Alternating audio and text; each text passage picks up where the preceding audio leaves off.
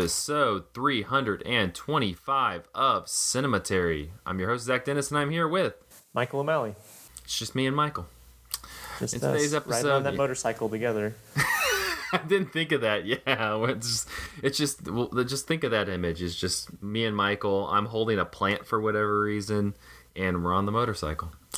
In today's episode, we got movies that we saw this week in part 1. In part 2, we'll be continuing our Abbas Kiarostami series with 1990s close-up. But let's go ahead and jump into movies that we saw this week. I'm going to kick us off. This was one actually, Michael, you talked about a while back on our 300th episode. It's Tampopo from 1985. I know this is a favorite of a lot of Cinematary folks. This was my first time watching it. It's by Juzo Itami, and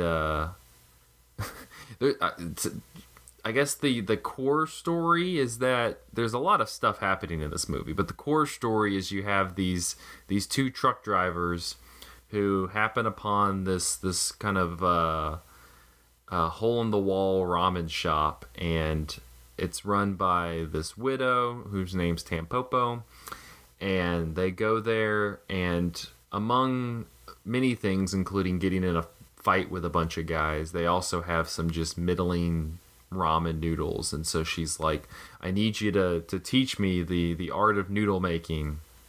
And so, complete with like Rocky level montage sequences of them making noodles. You have them like, it's like a mixture of like Rocky and like the A-Team, because you also like gather a team of people to like add different facets to her noodle making that I kind of enjoyed. But like all the while, like while this is happening, you also have like these kind of small vignette stories of just kind of random, really just random food related stories that kind of circle the main one with Tampopo and the truck drivers, including, I think you described it in detail in the 300th episode, but you have this like newly married couple that shares a egg yolk with one another. Oh yeah, that's the one I remember best. Yeah, it's tough to forget, to be honest. But then you also have like that random one where it's like the guy who has like the toothache, and, then he gets ice cream. And then he gets ice cream, and he like gives it to the kid who's walking around with like the sign that says "Don't give him sweets." It's just so I liked it because it was just so you would just cut from this very straightforward story of like the guys helping Tampopo get better at making ramen to just these strange stories of people and like how food is connecting them. But the main story, again, like I said, the main story of them teaching Tampopo how to make ramen is kind of, I was thinking when I finished watching it, this should have been like a movie series where these two truck drivers were just like going around Japan making like helping people get better at cooking food or cooking ramen. I don't know, like just like they could have like, it could have been like a series of movies where they were just popping around, helping people get better at making food, because it's super entertaining. You have like I said, they have this team that's assembled. You have like the guy who teaches her how to make the best noodles, and then you have the best broth, and then you have the guy who was in the fight at the beginning. He's like, no, I'm sorry. I see the error of my ways. I'm gonna help you guys make the shop look really nice. And then, like, you get to this point late in the film where they have like the shop's finished and people are there and everybody's enjoying it, and you literally like have this moment where like Tampopo and the one truck driver like meet eyes, and they're just like they have that shared moment where they're like, yeah, we did this, and they like go about their way, and it's like credits. And I was like, this is such a great movie. I saw one review on Letterboxd that kind of said it feels like not necessarily like the Japanese version of Airplane, but like akin to Airplane, just because it's constantly juggling like all of these different genres. I mean, it's at parts it's like a Western, but then like I described earlier, like you have like this whole montage sequence that feels like it feels like a Rocky movie. It feels like a sports movie where you like, it's this whole training sequence where Tampopo is like moving the different bowls places and like running around the kitchen, and he's like timing her. And so, constantly it has like these absurdist comedy moments, and so it's like it's constantly shifting between all of these different modes, and it's always very fascinating and very entertaining. I never lost interest with Tampopo. I think that's probably impossible. But yeah, I don't know. I don't know why it took me so long to finally get around to this, but yeah, high recommend on Tampopo. It's on Criterion Channel now. If it had turned into a series, it would have been fun to see it like escalate like Rocky did, and so like by like Tampopo 5 or something, she's like training on the mountainside of like Mount Fuji, like in like some sort of like geopolitical conflict in which ramen is involved. Like I would have liked to see that too, like the kind of escalating like one-upsmanship of like the inevitable like sequel, escalation. Yeah, I could just see a natural progression where they were like, no, we got to take this to the next level. And you could still like it's a perfect formula that you can just work with, because you can have like the core story of like them taking the ramen to the next level, but then you can just have a bunch of random stuff that kind of fits around it. I don't know. I'm probably partial to it at the moment because I've been watching a bunch of Midnight Diner, which is also just a show that has like this core food thing, but also has all these little vignette stories around it, and all these like this core amount of characters who kind of have their own personalities to interject into this main story. So it's kind of the same vibes. But yeah, I don't know. I was like, I could totally see this being like a series of movies where it's just you continue to up the stakes of like Tampopo is gonna become the best ramen cook in all of Japan.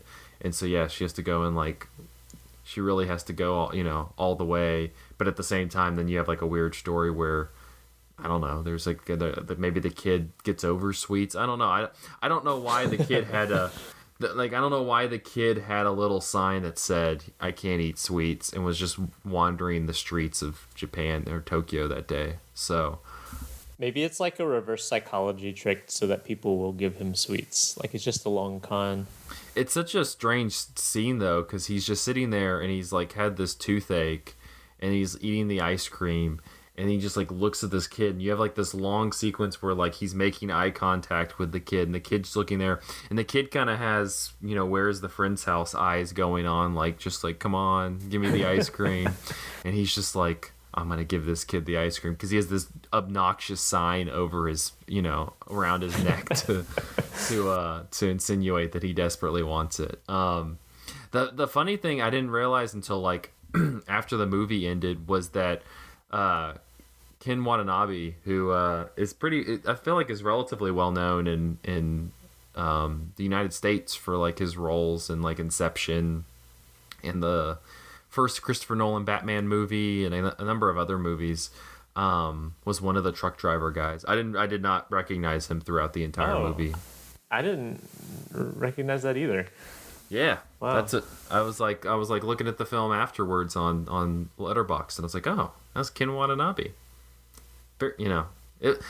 I also you kind of have like this Western trope with those two, where they kind of feel like a little bit, like you have a little bit of like a Wyatt Earp type thing, where it just feels like they're like rolling into town. The one's got his cowboy hat on. Right. Like it's like the Western trope of it is very entertaining. I think like the first time they go to Tampopo's ramen shop, it does feel like it has like this whole Unforgiven vibe to it, where they like walk in, and like the whole place like kind of turns and looks at him, and they like saunter over to their stool and start eating the food. No, I don't know. I highly recommend it. I know Jessica's talked about it, and you talked about it extensively for the 300th episode. So I'm gonna co-sign all that stuff and say check out Tampopo. But I would also recommend, as I'm sure others have, to be sure and like eat before you watch it, because there's a lot of good food. Yeah. It makes you desperately want to eat ramen. Also, a lot of gross food too, so it may cut both ways. Yeah. You may not feel the same way about raw eggs ever again.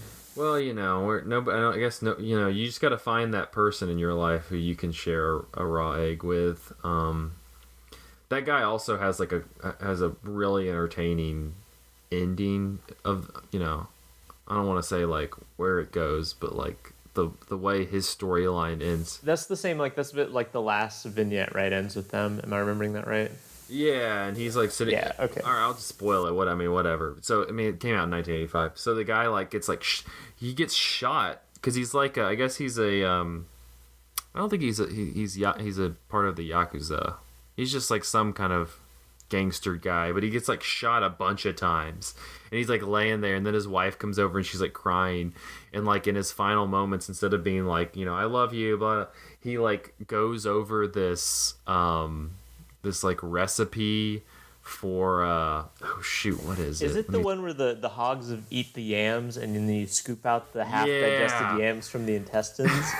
Yeah. He like goes through this recipe, and she's like, I'll try, we'll both have it, and he's like, no, you'll have it, and then he dies. And I was like, he spent his last moments like expressing this dish that he wanted to have. So just food, it's important, I guess. I don't know.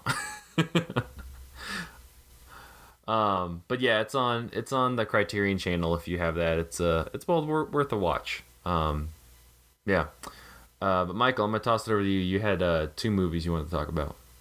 Yeah, so I'll start with the newer of the 2. I watched World of Tomorrow Chapter 3, which is the third short film. Well, this one's not too short. This is like over half an hour long. But anyway, it's the third short film in this like now series that animator Don Hertzfeld has made called The World of Tomorrow, that depicts this like future world in which like people like are able to pass their consciousness on to clones and therefore live forever, but also like each clone is a little bit imperfect, and so by the time you get to like the 9th generation clone, you've become like kind of a weird like shell of yourself.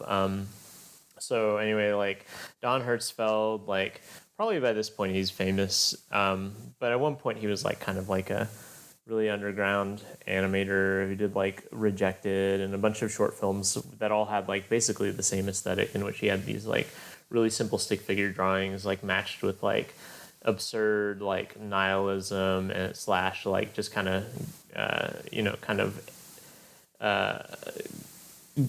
body humor slash horror, and then like he kind of I guess in like the turn of the early 2010s, he kind of pivots toward not more serious but like less like kind of less juvenile maybe.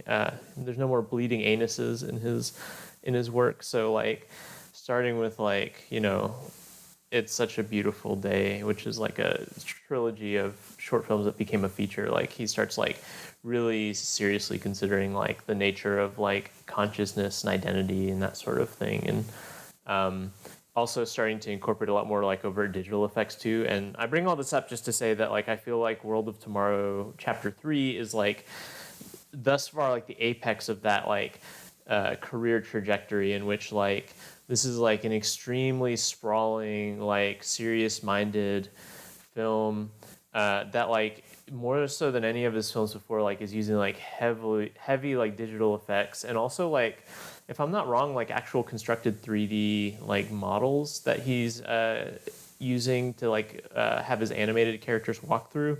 This is really lush looking movie that like it feels like taking like the kind of aesthetic conceits of like the first 2 movies, which is like these stick figures in front of like weird swooshy like digital backgrounds, and like just elevating it to like a really high level of production design and detail. So like the first two movies were all centered on Don Hertzfeld. I guess had is it his niece? And there's a young child that he like just recorded, and then he kind of had that as a character in the movies Yeah, I think it's called his Emily. niece. Yeah, and so like the first two movies are kind of defined by like there's like this kind of robotic like nth generation clone of Emily talking to a young baby like toddler Emily, and so like you have like this kind of improvised like recording of this toddler just babbling about like random stuff, and then like he like adapts that into like a plot. And so like the first two movies are like that, and but by now like the that girl is like I guess like probably a preteen or something, so she's not like he's not recording like a little babbling kid anymore. And so this movie kind of jukes a little bit and isn't really about that core character. It's about like a character that shows up in the first movie who's like who has like a romance with like the adult version of that character. And so in a weird way, this is like a kind of like romance, but it's also like this extremely like convoluted and heady like sci-fi like time travel story. He introduces the time travel, and I can't remember if it was in the second one or not, but like definitely it's like a core component of this one where like you have like clones traveling back in time to tell themselves or the early versions of themselves, like earlier generation clones, like to do things so that they can like prevent things from happening. And the big thing is like in the first movie, David, the love interest, like I guess like has an aneurysm and dies like at this moment. And it's kind of like matching the tone of it is like this kind of random nihilistic thing that happens that's like melancholy and sad. And so like in this movie, like you see like the like original David, and like a later clone of Emily comes back in time to tell the like original David all the stuff that's going to happen so that he can prevent his death, because like there's like a whole like mythology that's introduced, and like it's weirdly like plot centric, which is like different for a Don Hertzfeld movie. Like this is like a twisty like kind of like really purely like science fiction story that like intersects a lot of the same themes of like identity and stuff like that, like from the first few, but like kind of recontextualizes the whole like world of tomorrow as less like this kind of like absurd like parable that like the first two were, into like honestly like a kind of like sci-fi epic. And like that, I guess that might be a little weird, like a weird juke for people, because it does feel different to like have to like really pay attention to the plot of one of these. But like I found it really really interesting, and like matched with like the really increasing ambition of the visuals, it's a really singular like experience to watch. I was reading an interview with Don Hertzfeld not too long ago surrounding this the release of this movie, and he was talking about how big a fan of science fiction writing he is. And like I guess like that makes sense that this movie would go in that direction. And I think like honestly, like if you take these three movies together, they don't really make a feature in the same way that like It's Such a Beautiful Day like those shorts did. But like they do really make, I think, a compelling case, like if you kind of retroactively view the others as like, you know, sci-fi as well, as opposed to like kind of absurdist you know, existential cartoons. They make a compelling case that Don Hertzfeld is actually a really great sci-fi writer. Like it's like all really well thought out and like schematic and interesting, and like interested in a lot of the stuff that like great sci-fi often is, you know, where you like technology kind of pushes like human nature to the like the very fringe of what we can imagine, and like kind of forces us to confront like the like what does it mean to be human, you know, because we're presented with the very edges of what's recognizably human. And I think that like especially this third one like is really interested in doing that in the context of like some like kind of familiar genre trappings, but you know, like a kind of like dystopian satire or like time travel stories or whatever, but also doing it through like the Don Hertzfeld like personality that is like really heavy on like you know, kind of jokes and absurdity as well. And I don't know, like if people haven't checked this out, you can rent it on Vimeo for like $5, which is kind of steep for a rental of like just a half-hour short film. But I really think it's like an interesting movie that is, it feels dense and rewarding in ways that like, a lot of like contemporary sci-fi filmmaking just doesn't like it. I think it's like it feels really like all three of these movies really reward rewatch because they're just so stuffed with like details, and this one in particular is stuffed with like kind of peripheral details as like this character goes through this kind of like insane plot. And I think like it's worth your $5 because you'll probably get a couple of rewatches out of it. You have it for 72 hours to watch, so I don't know. I mean, I recommend it. You definitely would need to have seen the other two though. Like he's like jumping in and out of the timelines of the first two movies. So, I mean, don't let this like don't jump in cold to this. But like if you've enjoyed the first two, this will be like a little bit of a change of pace. But I think like it's also really a rewarding direction to take, like the kind of thematic ambitions of it. So well, he's like a Don Hertzfeld. I feel like is one of those folks who he's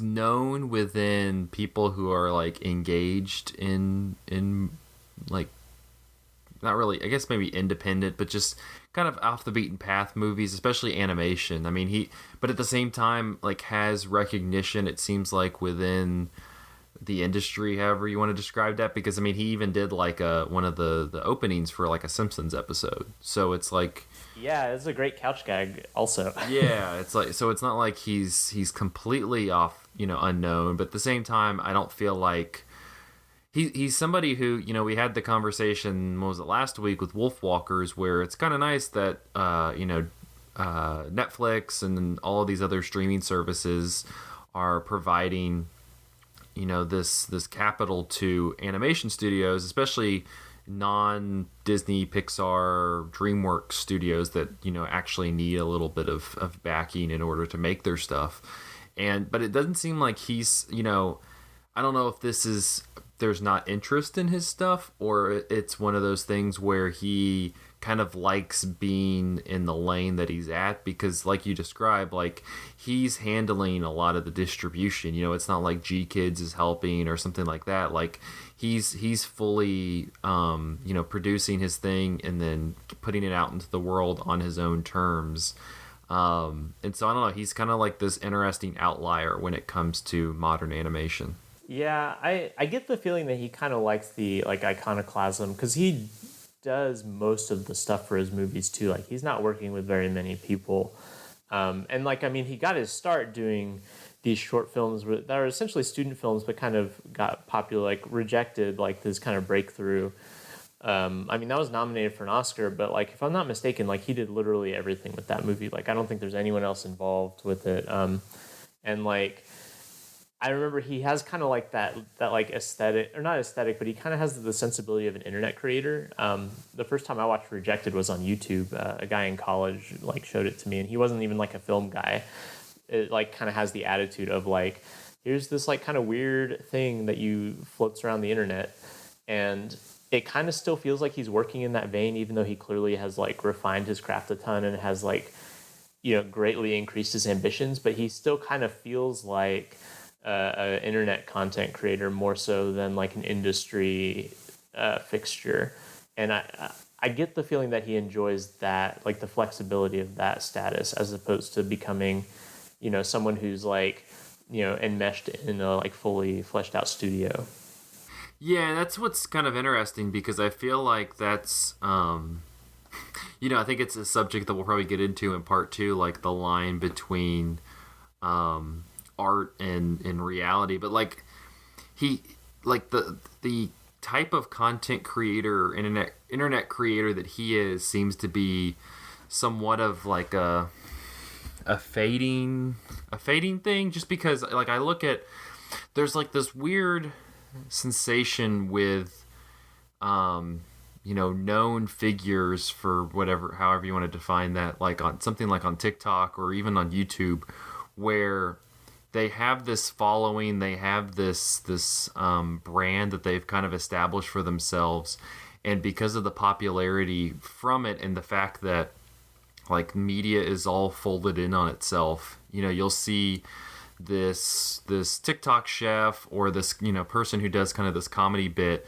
and they'll take that routine, or they'll take that cooking style and morph it into some sort of kind of like inline ad, which is not a new concept, but it's just, there's something just strange about how that's like a path for people now. And so it's kind of interesting that he feels like an internet creator that's just purely about like, I'm making this content for this specific audience. It's not like there's really any overarching like this, you know, we're not going to see like World of Tomorrow toys or anything unless he decides to make them himself. And so it feels like it's just, he's completely insulated in this bubble, and that sounds like a negative thing, but I'm like, no, it's kind of something that seems, you know, it doesn't seem like the, you know, the capitalism around him is going to be able to penetrate it. Like, he just kind of lives in his Don Hertzfeld world, which I kind of appreciate.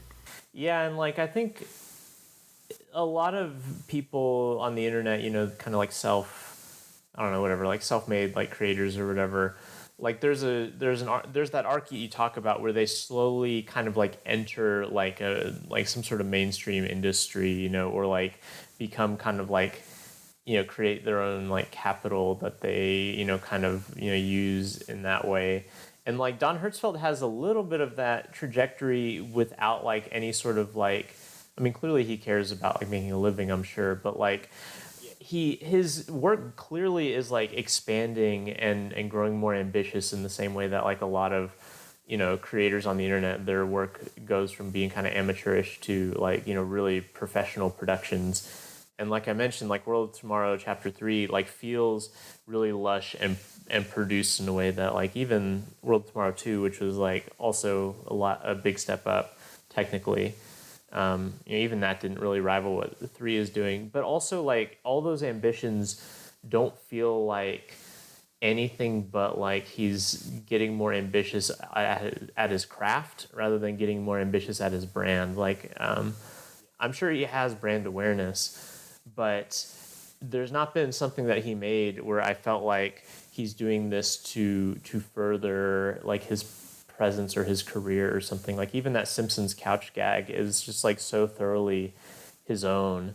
You know, even though it's on like, you know, kind of like the, I don't know, like the preeminent like animated like work of like the past like 30 years, but but it's almost like a nod just from the industry for, you know, that says like, yeah, they're aware of him. You know, the Simpsons, like you say, is such a large platform that it's kind of a little bit of a nod to him from the industry, but at the same time, yeah, it's just, you know, I don't know. I appreciate his work. I'm gonna check out World of Tomorrow Chapter 3 because I'm a big fan of the other two, and It's a Beautiful Day, and I think I talked about It's a Beautiful Day a couple months ago when we did our 2010s whatever thing. So Andrew and I were talking not too long ago, and we were trying to figure out like what were like the definitive like hand drawn or cell like non CG animation features of like the 2010s, and like it's Such a Beautiful Day is a little bit of an edge case because there is computer generated imagery in it, but like,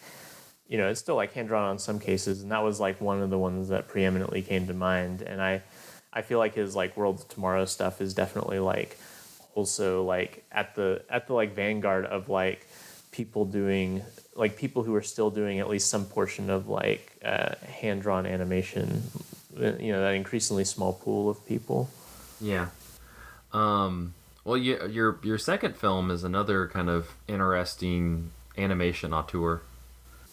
Yeah, so this has been talked about on the podcast before, and I think was covered in your TIFF coverage last year, right? Yeah, it was briefly mentioned last week. So okay, yeah. So I watched Makoto Shinkai's 2019 animated film "Weathering with You," which so Makoto Shinkai is like, you know, at this point a really famous animation director from Japan. Of course, he did Your Name and Garden of Words and 5 centimeters per second.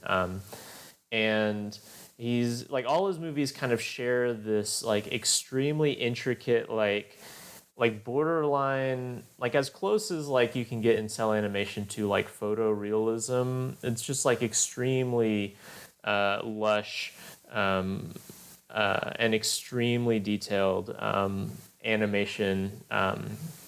And Weathering with You is yet another take on that aesthetic. In this movie, as I'm sure you guys talked about last time. I don't remember exactly what you said, but it's basically this romance, which most of Shinkai's movies are a romance in some way, between this dude whose name I don't remember, but he's kind of like the typical like Shinkai male protagonist, in which he's kind of like a young man who's sad, and he's homeless at the beginning of the movie, so I don't want to like be too harsh who on has him. like this, but who like leaves home and goes to I think it's Tokyo. It is Tokyo, and it's just, yeah. and it's just like wandering around eating McDonald's.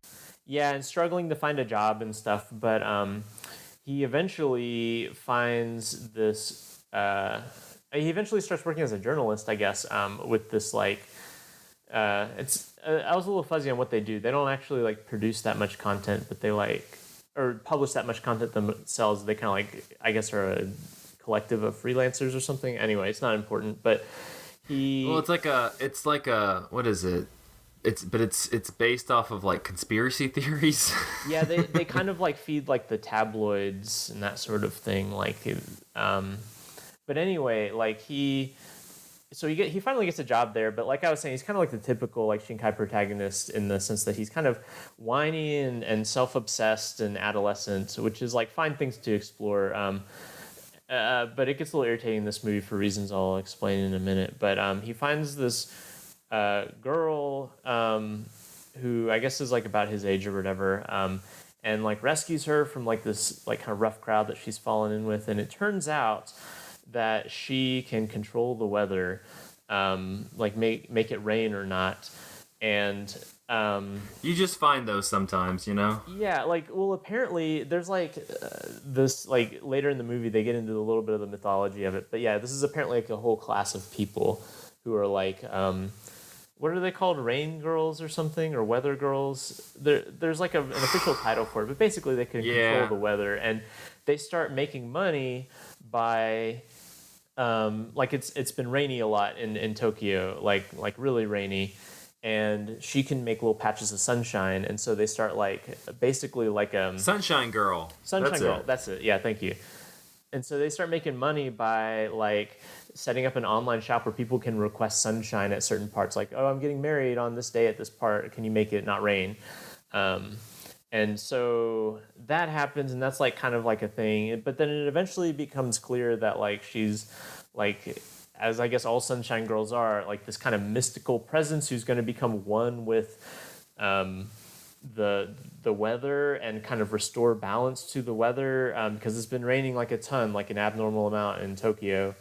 And when like so eventually later in the movie she like just kind of like dematerializes into the clouds and becomes no more, and it's all sunny and good.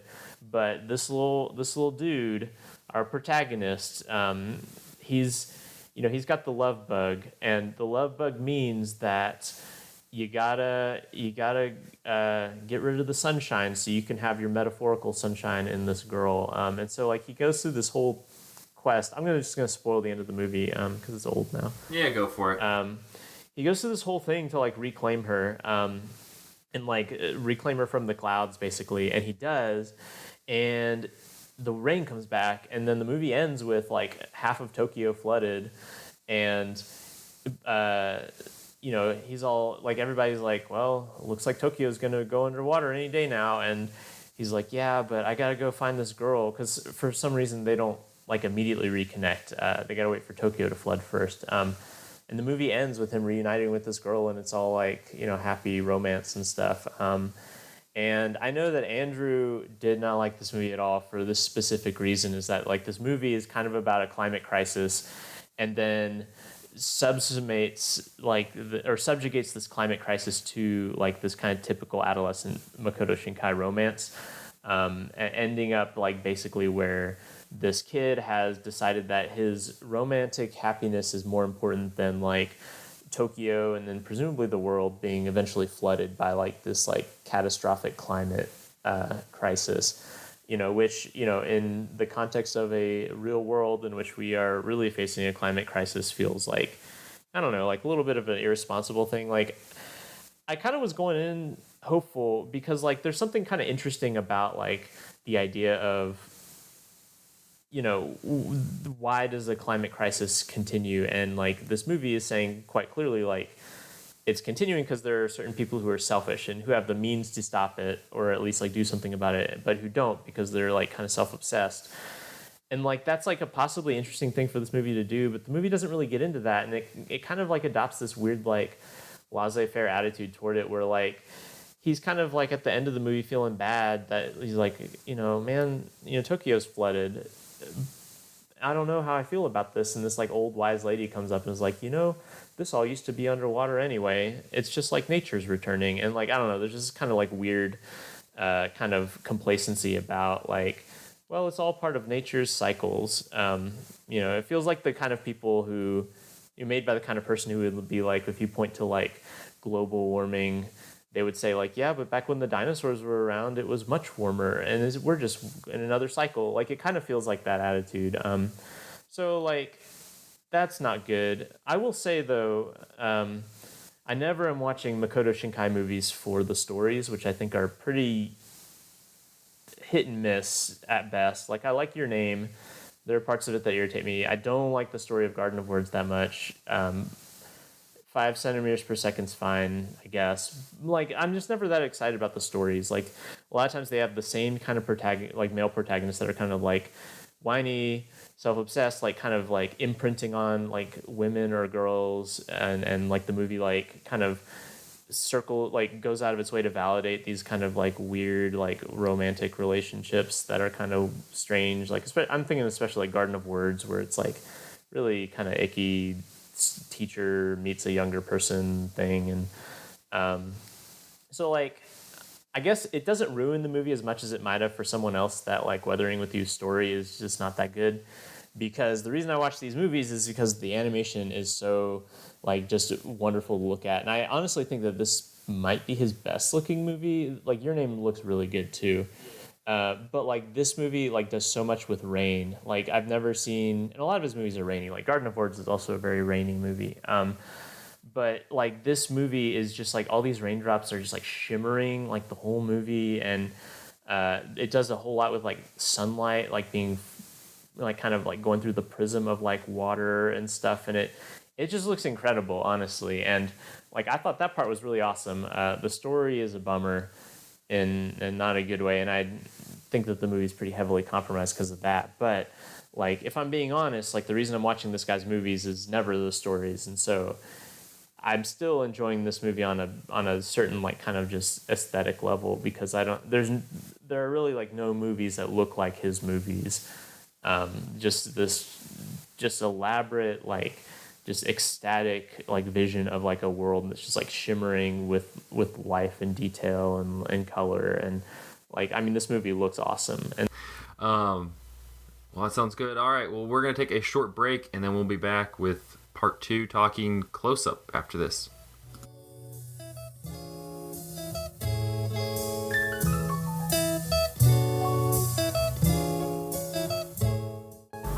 Hello, Cinematary listeners. This is your favorite Filipino podcaster, Jessica Carr.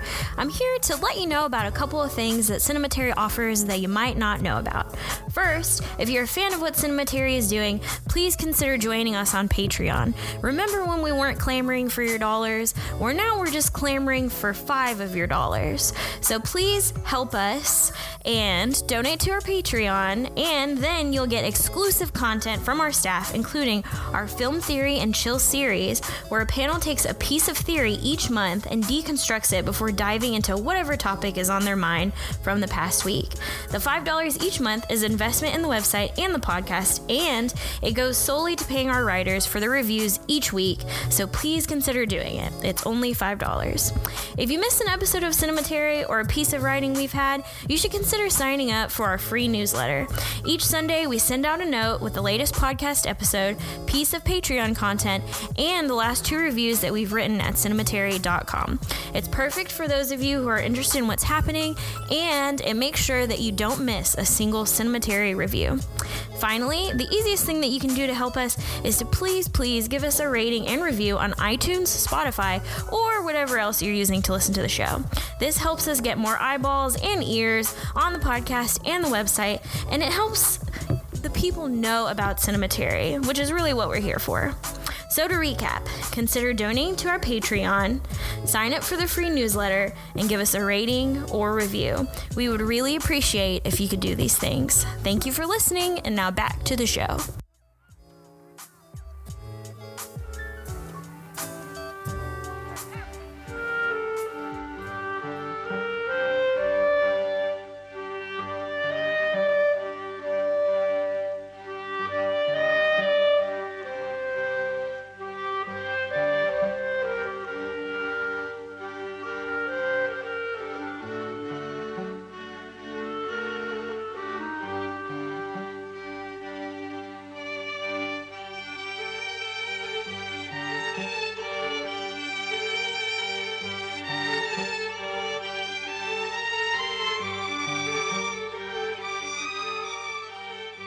And we're back with part 2 of episode 325 of Cinematary. In this part, we'll be continuing our films of Abbas Kiarostami series with 1990's Close Up, which was written and directed by the Iranian director. While reading a novel by Iranian director Mohsen Makhmalbaf on the bus, Ali Sabzian strikes up a conversation with a woman, Marok on Hakan. Hakan, I think that's what the family's name is. When she tells him her family admires his work, Ali pretends to be the filmmaker to impress her. Becoming friendly with the family, he tells them that he is preparing a new movie, but when they uncover his true identity, he is arrested for fraud. This film reenacts the true story of the incident, with Ali and the family playing themselves. Close Up is based on the real events that occurred in northern Tehran in the late 1980s. Kiarostami first heard about Sabzian in 1989 after reading about the incident in an article in the Iranian magazine Soroush by journalist Hassan Farazmand. Kiarostami immediately suspended work on the film project that he was in pre-production of and began making a documentary on Sabzian. Kiarostami was allowed to film his trial and also got Sabzian, the Anaka family, and Farazman to agree to participate in the film and to reenact incidents from the past. Kiarostami also arranged for Mohsen Makhmalbaf to meet Sabzian and help facilitate forgiveness between Sabzian and the family. The film references one of Kiarostami's previous films, the 1974 drama The Traveler, and it also mentions The Cyclist, which is an 1987 sports drama by the real Mohsen Makhmalbaf, who made that movie 3 years prior to Close Up. In Iran, the film was met by uniformly negative reviews. It was appreciated more when it went abroad, especially to America. The New York Times called it brilliant, noting its radically drab cinema verite style that helps blur any difference between what is real and what is reconstructed. And the New Yorker said, in Kiarostami's furiously clear view, religious dogma suppresses the eye's observations through the dictate of the word. His calmly unwavering images, with their wry humor and generous sympathy, have the force of a steadfast resistance. So on that note, let's talk a little bit about Close Up, which I feel like is probably, if not at least one of the kind of go-to movies. If you Googled Abbas Kiarostami, it's probably one of the ones that's going to pop up as like, this is one of his big movies. It seemed to be kind of really one of his I guess not necessarily big breakthroughs with Western audiences. I think that it seemed like the Coker trilogy really kind of opened him up to Western audiences to a degree. But this one seemed to be the one that really put him on the map as like a substantial director, it seemed like. Well, it's worth noting that only one entry in the Coker trilogy had come out when this movie was released. Yeah, so I think that kind of, I guess that maybe like, you know, got him a little noticed by Western critics and Western film fans, and then this one was more of the one that went, yeah, this guy, like, let's pay attention to him. But yeah, this is the second time I'd seen it, Michael. And Michael, I know this was the second time you'd seen it as well. What did you make of Close Up on a rewatch? I mean, I think it's really, really good. Like it's great. We were talking off mic before we were recording that, like, for me, I watched Certified Copy first, which, you know, is like a movie that's set. Is it in Italy? Is that where it is? Yeah, it's set in Tuscany. Yeah, you know, with like, you know, European actors. And then after that, I basically did what you described, where I like Googled like Kiarostami, because I was like, oh, Close Up was really good, or not Close Up, Certified Copy is really good, and then Close Up showed up, so I watched that, which is like, you know, an Iranian movie, very different from Certified Copy, although thematically they're pretty linked. And then I watched after that Like Someone in Love, which is set in Japan, and so like I had like a really like probably the most like diverse like exposure to Kiarostami I could have had when I was getting into him, and I had like no idea like who is this filmmaker who's like always filming in different places, and none of his movies seem alike. And so like when I watched Close Up, I thought it was great, but I have a lot better like context for like what it's doing now than when I first watched it. And I honestly think this is really, like, this is probably his best movie. I don't know, like Taste of Cherry is really good too. But I think like having seen this now, I think I like it the best. And it's just such a like good-hearted movie. Like it's just so wholesome. Like you were talking about how like in the production of it, he's like facilitating a reconciliation through the production of this movie, and like I feel like the movie like really bears that out. Like it's a movie that feels like a force for like human connection, and I just think that's like really beautiful. Like, and because the movie really gets into like why this guy says he impersonated the director, right? And he talks about how lonely he was and how upset he was like with certain things in his life, and to embody this director was like he could feel like a feeling of like fraternity and like empowerment through this like act of fraud. And I think that it's such a compassionate look at that. There's like this like monologue that he gives in the courtroom like late in the movie, and is the courtroom footage all documentary footage? Like, are we supposed to think that? I believe so.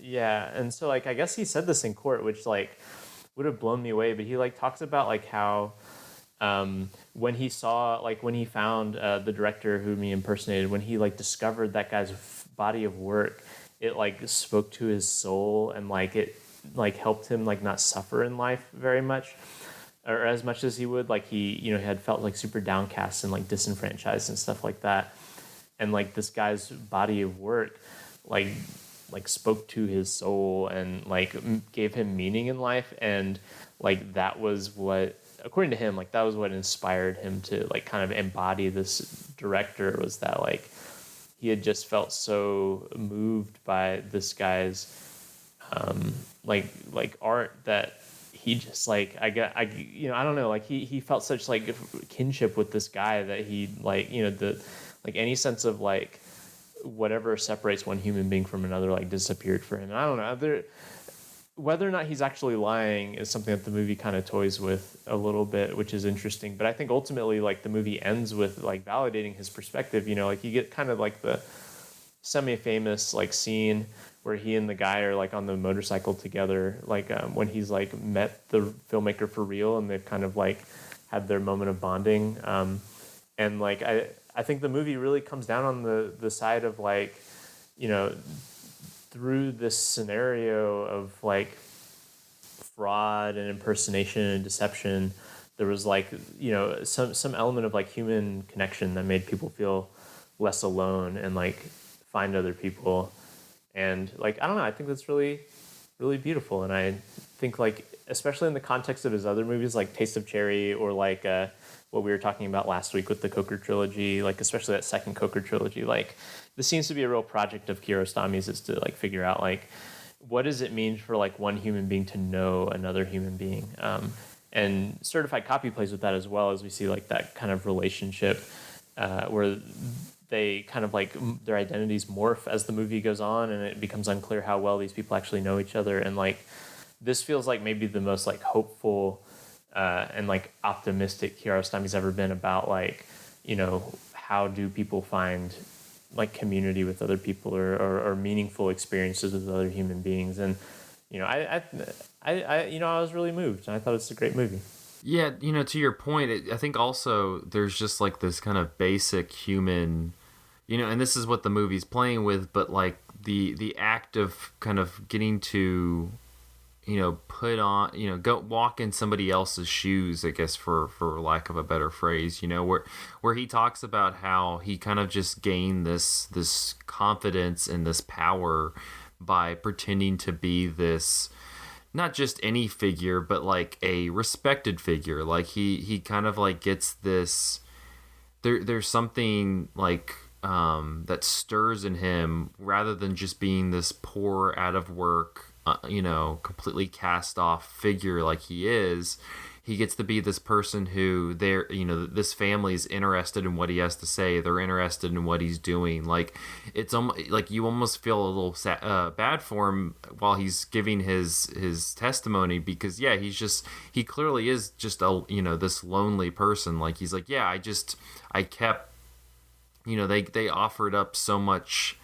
They were just, you know, enthralled with what I was having to say because they thought I was this director. And so I just got like, you know, wrapped up into it. And then, you know, they're talking about, oh, but he was, you know, studying each room in the house because he was going to, you know, burglarize it later. And he's just like, no, I was playing the part of the director. I'm supposed to go and look at the different rooms and figure out where, you know, he was almost like I was going to have to make a movie if they didn't end up like, you know, getting, you know, if I didn't end up getting arrested, I was going to like probably end up making a movie, because he just got so enraptured in like the act of pretending to be this person, because it completely put him on a different field of vision than he was before. And that whole part is just that degree of empathy that you have to kind of work through while looking at him is really like, that's kind of what separates, I feel like, Kiarostami from others. Like just that whole sequence of him describing his motivation, and it's not even a motivation that really to a degree would absolve him in a court of law. It's just like, yeah, like I got like, yeah, I did this, but also this is why I did this, and like the reasoning was something that was so fascinating. I think rewatching it, one of the things that stood out to me is what you kind of just mentioned, is like the kind of subtle like class element. There's a lot of time in the courtroom scenes that spent like talking about like, well, what can we do for this guy that's going to rehabilitate him, make him like a useful member of society. And like there's like in a way that feels like weirdly dehumanizing in some ways. Like, I mean, there's clearly like an empathy that the other people feel for him, sort of, but they seem to resent the fact that he's like poor and out of work. And one of the things that this guy gets out of like impersonating this famous director is like access to power and respect that he's not had before, because, you know, just his station in life. And there's like there's a maybe implication in the movie that like what separates like an acclaimed, you know, artist from like someone who's impersonating an acclaimed artist is that class or that access to power. You know, like this guy could have been a great artist and was like kind of embodying one when he was given that respect, when people assumed that like he was someone with like financial means. Well, it starts out like at the very beginning, because you know you have that reenactment scene between him and the woman. I think it's the matriarch of the family, where they're on this bus, And she like makes this comment like, well, if you're a famous director, why are you on the bus? You should have your own car. Yeah.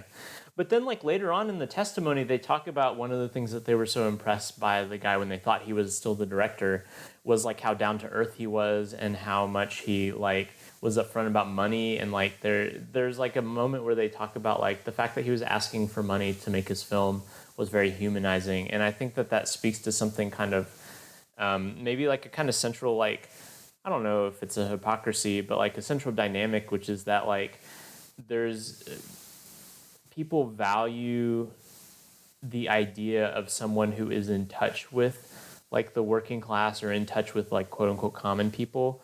But when presented with like someone who is truly a part of the common people, they kind of turn their nose up in a way or view that as something to be rehabilitated. And so it's only like the ability of someone with power to navigate the spaces of like, you know, quote unquote, like commoners that's valued, not like the commoners' experiences themselves. And I think that that's like something interesting that I definitely didn't pick up on the first time that I watched this. Yeah, and it's also, you know, what classifies you as somebody, you know, as somebody with a position of power. Like it's kind of funny. There's this whole back and forth at the very beginning where the journalist is like one naming off like these various journalists that he looks up to, and the cab drivers are like, I don't know who any of those people are. They've not ridden in my cab. Doesn't he keep saying that? That's like, his line. I don't think I ever drove that person. Yeah, he's just like, he hadn't ridden in my cab, so I don't know who he is. And he does the same thing with like some movie directors. He mentions like the director in question. He's like, I don't know who that is. I don't watch movies. I live life or something. I forgot what he says. But like there is like it's funny. They kind of keep coming to that where like the film director is like this very heralded position, and they you know, throughout the trial they keep saying, you know, if he you know, apologizes and then, you know, enters the workforce and like gets a proper job, like then yeah, we'll forgive him and you know, call it all square. But it's, you know, it's interesting like what a proper job means. You know, you don't really see there, you don't spend a lot of time with this family, but you never really get a sense of like what they seem to just be kind of hanging out all day. I mean, there's a whole sequence where they're just chilling out with no shoes on, talking to one another until they arrest this guy. But like you don't really get a sense of you know, what like how they got money, because they seem to live in like a pretty wealthy part of town. Like they have a gated home and it's in the middle of Tehran, and like they seem very well off, but at the same time they don't have a car. Like, you know, they have like this whole thing where they were talking about him going, he wanted them to take them to the specific movie theater to watch The Cyclist, but they would have to like find some mode of transportation because they don't you know, have a vehicle or something like that. And so it's like, it was just like this weird, like I couldn't get a sense of like where this family was in terms of like the class dynamics I mean, they were clearly wealthier than this guy, but at the same time they also had like their own limitations. Right, yeah, they're still riding the bus with that guy too. But no, you know, I feel like with the one thing I was also thinking about with this movie was, and I think this is kind of the one that I know was somewhat advertised to me like about Close Up before I watched it the first time, is like this kind of straddling line between like what's real and what's not. You kind of have like this hybrid documentary fiction thing that, I mean, we talked a little bit about with the Coker trilogy as well, because the second film very much is kind of working with that as well. But Close Up, I feel like, is probably his most explicit example of this. And it's interesting to me just in terms of, you know, you listen to the monologue that the journalist gives at the very beginning, and like kind of that threading line between, because I just think, you know, in my experience, you know, there's on a level you would like to go, yeah, this, you're objectively writing the story, like you're just kind of telling what happened and moving on. But there's always that degree of like, you have to craft a narrative. And so sometimes the narrative is gonna, there's that objectivity is gonna bleed into like the story that you're writing. Like today I was writing a story about this hand recount in Georgia, and I'm making reference to like, claims made by these Republican senators and things of that nature. And, thinking after watching Close Up, I'm like, you could say that I'm unobjective by making those references in this story, but at the same time, there's going to be people who are still going to find fault in that. And so it's just kind of interesting whether it's journalism or a piece of art like what Kiarostami's doing, like the tenuous line that you kind of thread between what's the narrative that you're trying to tell, and then what's the truth, and what's the documentary that you're trying to present. Yeah, and I feel like to an extent, like that's like a through line through all of his movies, even though they're not all of them are like, kind of using real documentary footage mixed with like, fake documentary footage. But like this idea of like, what is true? I mean, like I mentioned certified copy, and the whole, the certified copy of the title is like this guy has written this treatise about like how replications of art are themselves art, not just replication, or not just like, copies of it, and it's like, a movie that's all about that. And I think like one of the things that's really fascinating about his films, and this one in particular, is the idea of like, how does that bleed onto like our humanity too? Like, so if we as humans can mimic other humans by like, making imitations of their art or making imitations of real life, like, Kiarostami's doing in this movie with, mimicking like, actual events. At what point, like, does mimicking another human being become the act of like becoming that other human being, or like the act of like just finding like some sort of like, kinship or solidarity with another human being? And like, I think this movie's kind of positing that they're like one and the same. Like the idea of mimicry and imitation is, yes, like, artistry, but is also a way to like understand other people and to be able to like recognize the humanity of somebody else and kind of, close that gap that like separates one person from another. Like you can kind of become like collectively something through art that is like explicitly copies of things. And I think that that's like a really provocative and interesting premise, because I think a lot of times duplication and copies are viewed as inferior. It's like you're a hack. There's another way you could have made this movie, and maybe it's the kind of movie that like, I don't know, like the Coen brothers or something would have made, where this guy is kind of a fool, and like that he doesn't have any real skill. He is, just like, hopelessly, kind of obsessed and self-deluded, like you think of like Barton Fink or something like that, where this guy kind of like strikes it big, like almost by luck, and then really struggles to like actually make something of worth. And like this movie's kind of the opposite, where like this guy is given, almost by luck, the opportunity to make something. And like, even though he doesn't actually make a film like he says he's going to, like he does make a film because he is like, he created the scenario out of which this film was created, and he created the scenario that led to like him actually meeting that director and like getting to know this family and stuff. And there's like something like, that's like the movie's like presenting that as like an art, like that is like a meaningful human expression, is this thing, this like quote unquote crime that he committed. And like, it's just such an interesting inversion of the normal like disdain people have for mimicry or deception, that I think is just super, super interesting and cool that this movie does.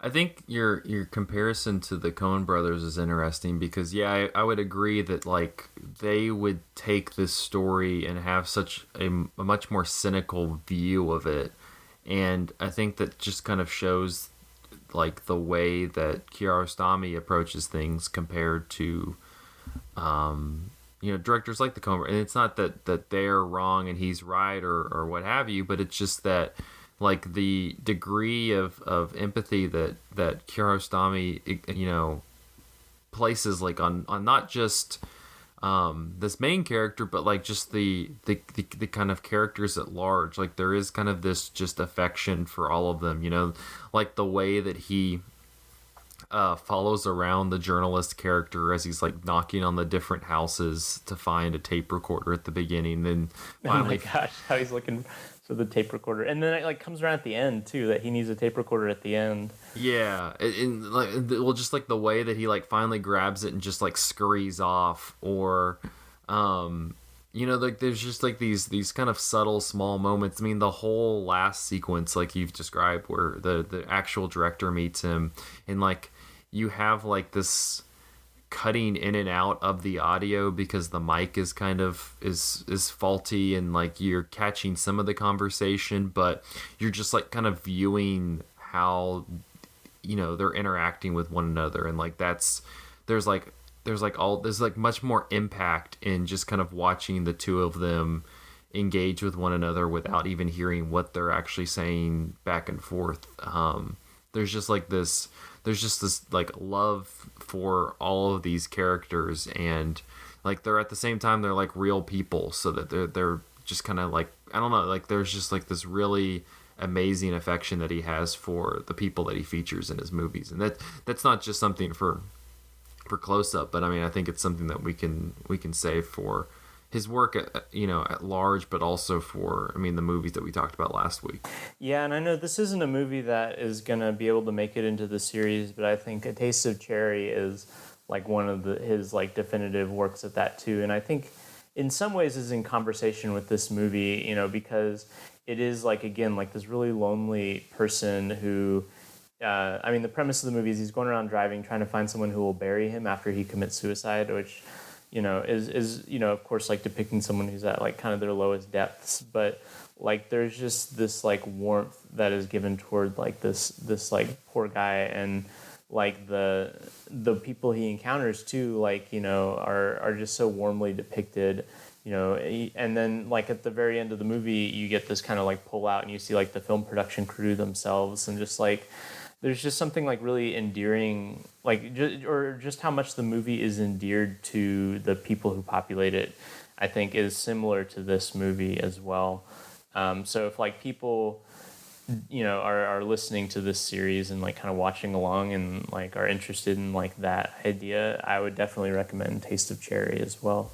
Yeah, I just actually rewatched that this week because I bought the recent Criterion release of that, and I remember the first time I watched it there, it kind of bowls over you because there's a lot to digest in that movie, with at the same time it being a very a very simple movie. Like it's very complex, but like the mechanisms of the narrative are very simple. Like you describe, it's literally just this guy who's driving around trying to find somebody who will bury him after he commits suicide. And the majority of it is like these interactions that they have where he'll pick up somebody, like the first person is this kind of teenage kid, probably like in his early 20s, late teens, early 20s, who's in the army, who he picks up. And the thing that I noticed on the rewatch is just how there's like this kind of uncomfortableness with like because there is this strategy, there is this pattern to the way that he kind of gets to the point of why he's offered the person this ride. And like he kind of like, it's a lot of small talk. Where are you from? Like, what are you doing? Like, what, are you are you from around here, et cetera, et cetera. And then he'll like work his way into like this conversation about their work or their job or like what their pay is, like are they struggling with money. He'll like find a way to kind of get to that point, and then he like gets in like to this weird like almost salesman routine where he's like, I've got a great gig for you if you're looking for some money. And there's just like this, because then you like enter this level of uncomfortableness, because then once he's broached to, well, one, he hasn't even like explicitly told the person what that he wants them to do. He kind of just says, do you want to make some money? And then drives them to this specific spot and shows them a hole in the ground, to which rightfully they get freaked out. And then he like kind of tries to rationalize like, their involvement in this whole endeavor. But yeah, at the same time, like you're kind of endeared to him, but at the same, like he's also like, while he's pushing away to a degree the person in the seat next to him, he's also like kind of pushing you away as the audience, because it's difficult to empathize with him while he's like just pushing emphatically for this person to come and throw dirt on him the next day and take money after he's committed suicide, without any information about why we've gotten to this point. Yeah, and I think like it's a more challenging movie than Close Up because of that. Like both movies are like characters who are doing something that I think a lot of, with like, traditionally we would say are like wrong or things you shouldn't do, right? You shouldn't impersonate another person and defraud a family. You shouldn't kill yourself. And like both movies are kind of asking you to like understand like or at least empathize with the quest that like these characters are on. And I think Taste of Cherry is so much thornier and more difficult with how it deals with it, just because like, suicide is so much more of a serious topic than, impersonating somebody, and like there is more of that distance. It's like it's I guess it's like the idea of Close Up with like some of the training wheels taken off, like, because people in real life aren't always like explicitly endearing in their actions, and this movie's like got a pretty heavy ask, like asking you to like find some connection with this guy who's like doing like this incredibly alienating thing in some ways. But like, so like they're like two sides of the same coin, with Taste of Cherry definitely being the darker of those sides. Yeah.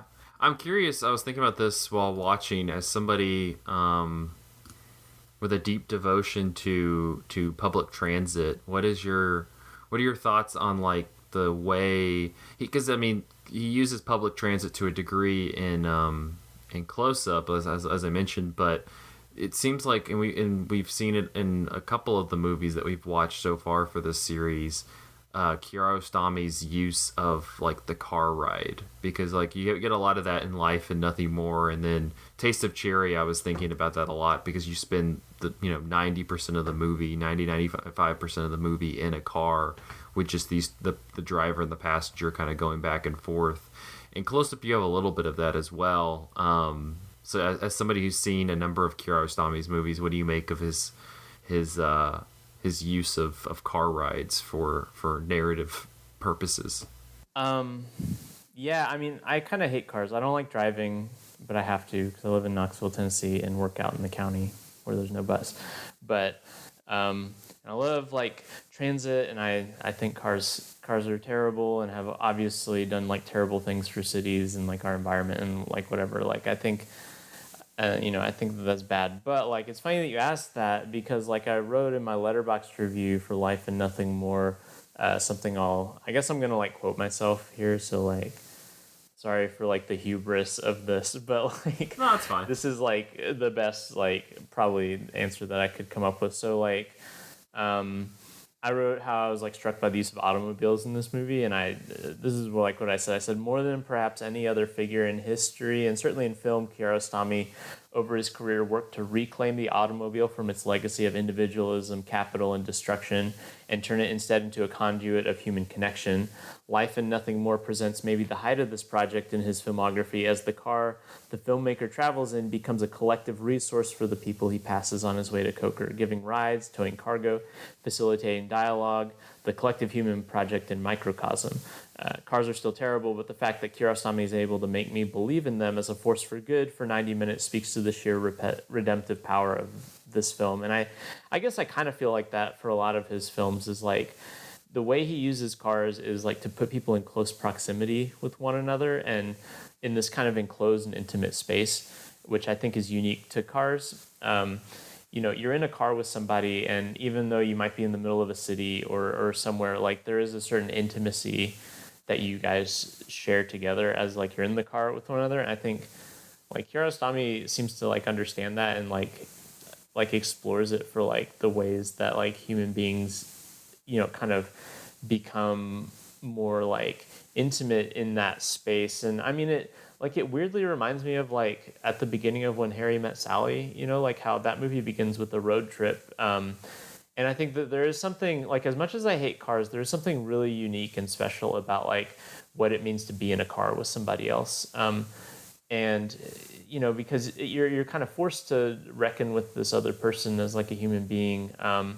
And like at the beginning of When Harry Met Sally, these people don't know each other and have to like try to get to know each other as they like drive across the country. And like I think Kiarostami kind of uses cars to that extent.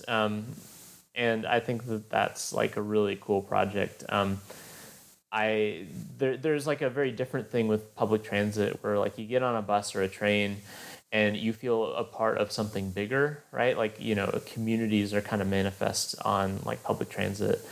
But like in a car, instead of like being part of something bigger, like everyone is kind of stripped down to their most like their smallest essence. Like it's hard to, be in a car with somebody and not talk to them for long stretches of time. Like it becomes kind of awkward or something like that. Like cars do the opposite of public transit. In a lot of ways that's destructive, but like I think he's found like the one way in which like cars are kind of, a force for good that I think I don't know. Well, you almost have to like looking at Taste of Cherry. It's like you have to kind of he like sticks you in this, because you feel almost claustrophobic along with the person, because the person he offers he'll offer a person a ride and they'll be driving for a little while and he'll just be like, come on, let's just have like a longer drive, let's do a longer drive, and they're like, all right.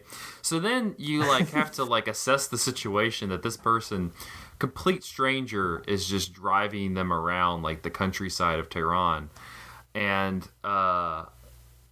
while you have like this beautiful imagery of like the hills and the fields and the trees and everything, you just like there's like this claustrophobia of being in this small mechanical machine with this person that you have no idea who they are. And then they're slowly getting to this point where he's going to ask you to bury him after he commits suicide. And it just creates this immediate intimacy, whether that's good or bad intimacy. It's just like you're immediately in this plane that's complete, that this relationship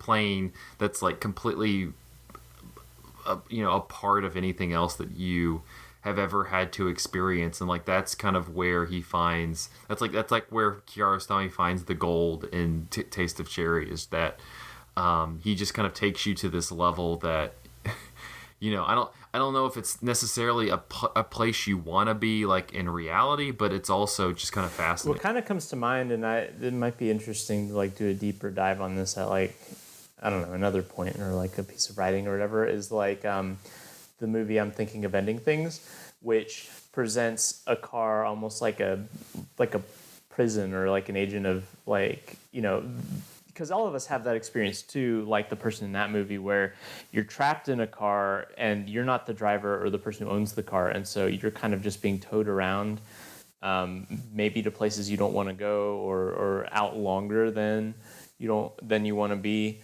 And so like that's like an element too, like to be so intimate with somebody it's not always like a pleasant experience, and in some ways it can be like a exploitative experience too. And I think like I'm Thinking of Ending Things kind of like mines that a little bit, like the anxiety of being in a car with somebody, and kind of that forced like intimacy, and also like forced like vulnerability that it means to be in someone else's car. And like Taste of Cherry, like you said, kind of gets into that too, where, you're in a car with somebody and you have to be close to this person. And if you're uncomfortable with that person, it can be really not so good, like not a really good experience, or at least an awkward experience. So, I mean, I think that it kind of cuts both ways, I guess. Yeah. Well, it's funny that in Taste of Cherry, how like it somewhat reverses where the the main character, the guy who eventually agrees to his proposal, then proceeds to just like talk. You've watched him. You've watched two interactions that he's had where he's been like the driving force. Driving, yeah, that's my pun. Of like the conversations where he's kind of like he's the trapper in the whole, and then like this you don't even see where he picks up this guy. But then, like, this third interaction is him kind of being held hostage to a degree, and like the tables have flipped on him in this whole car ride, and that seems to, like, it's like the weird jogging, like, kind of like, triggers whatever changes. He kind of has a little bit of a shift in perspective because at this, like, he's out of the driver's seat to a degree, and this person has kind of taken over and has started to present him with the questions he's been asking other people. It's kind of that's what's so I don't know. I think to your point at the top that close up is probably your favorite of Kiarostami's work. I think Taste of Cherry is my favorite. I mean, it's up there too. Like those two are like, I mean, I feel like they're like his two. I really like Certified Copy as well. Like those three are kind of like when I think of Kiarostami, like that's what comes to mind now.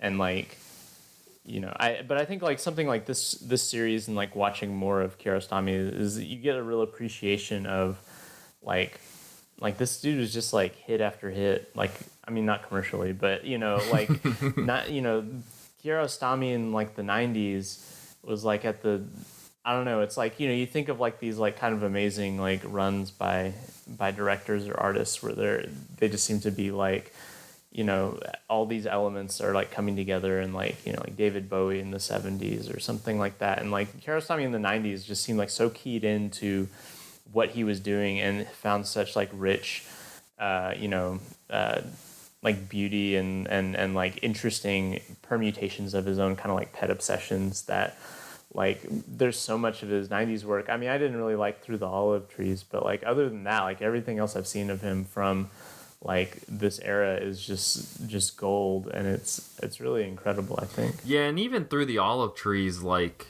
if that's his miss, like it still has I mean, we talked about it, but there's still moments of it that are kind of interesting that like make it worth checking out. No, I agree though. Anything else on Close Up before we wrap up that you got? Other than go and see it? No, I mean it's just super good. I also I'll point out that the whatever, like the famous poster of this movie, which is like a close up of the film stock of like one of the final shots of the movie where he's like holding the plant on the bike, is just great, and where you can see like the little like grains of like the film. And it's like one of my favorite movie posters of all time, actually. And I think that like it's like one of these movie posters that like really enriches the movie and is enriched by the movie when like once you watch it. And I don't know, I kind of sometimes feel like film posters are disposable, but this feels like so cool. Yeah, no, it's the Criterion. I think it's the same thing as the film poster, but the Criterion like image or whatever, the box is pretty great. It just has such that image is so that because I think it's it's the final shot, that the kind of freeze frame that they use. Is it the freeze frame? It might be, yeah. Yeah. So no, it's great. I think it's on Criterion Channel, but I think it's also on Canopy if you guys have that close up. So yeah, if you're listening to this and you're trying to figure out a kind of a good entry point on Kiarostami, like we said, I think this would be a good one You couldn't go wrong with the Coker trilogy also, but this would probably be a good one where you're hitting one of his best, but also kind of one that is a little bit of a